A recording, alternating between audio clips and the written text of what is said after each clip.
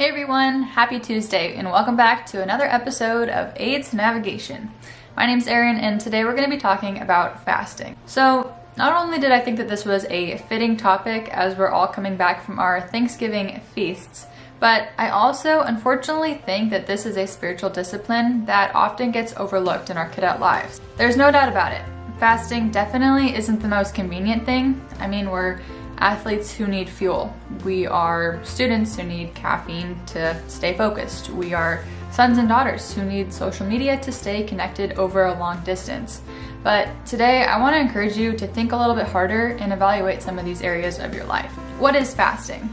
Fasting is when we voluntarily choose to give up something that is of value to us and replace it with intimate time spent with God. You can fast from a large number of things. You can fast from food, sugar, social media, relationships. Basically, you're asking yourself, what are the things that you spend more time on than the time that you spend with God? Whatever that thing is probably something you should fast from because it's probably something that you're idolizing. I'm gonna throw a crazy concept out there.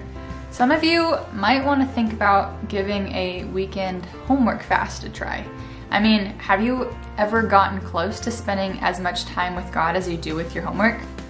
Just a thought. There are many examples in the Bible of people who fasted. I mean, David, Paul, Elijah, Jesus, the man himself, and there are many reasons to do it. You should fast for major decisions, like Paul and Barnabas did when they were appointing elders in the church. You can fast for personal revival or spiritual strength. Have you heard the quote, "Pray hardest when it's hardest to pray"?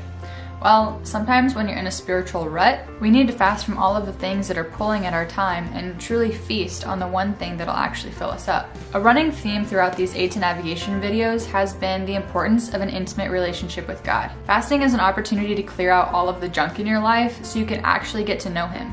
You can actually hear from Him and experience His presence. So, how do you fast? First, the Bible says to fast privately. In Matthew 6:16, it says, "When you fast, do not look somber as the hypocrites do, for they disfigure their faces and show others that they are fasting." You should also fast regularly. Like I said at the beginning, fasting isn't something that's always the most convenient thing. In fact, it rarely is most convenient, but that's kind of the point. It's not just a New Year's resolution thing or a just the day before Thanksgiving thing. We need to fuel ourselves with His Word all the time, constantly.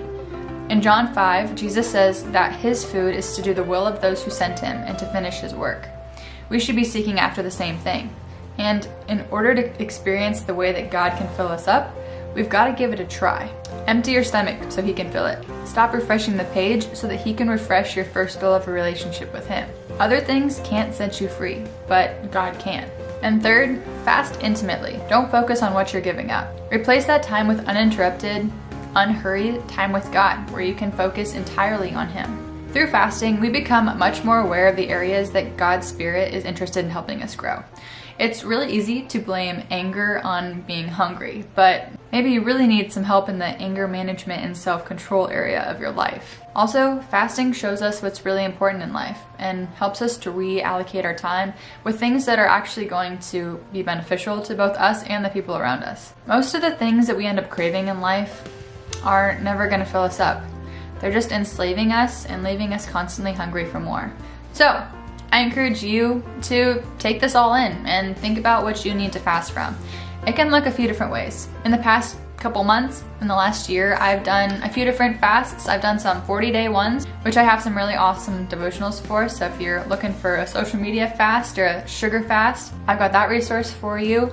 I've also done just a day fast where you spend the time that you would at breakfast praying in the muzzy room or in the reflection room. And I've also done year-long fasts where you pick something that you know you've idolized in your life and you take a step back from it and reevaluate. It's not so much about the details of the nitty-gritty time frame or any of that. It's more about your heart posture and where you stand before God and if you're really putting Him above all else. Whenever your fast is over, whether it be on day 366 or day 41 for one of these, the goal is to prioritize Him even then. You're not just going to go back to what you were idolizing before. You're going to set God above and you're going to reshift your focus and you're going to constantly keep turning back to Him. So again, Take some of this into consideration. Whatever you need to do to stop fixating on food and fix your eyes on Christ. Whatever you need to do to turn to the Most High instead of your next sugar high. To refresh your soul instead of refresh the page. Thanks for listening. Don't forget to keep looking up, and we'll see you next time.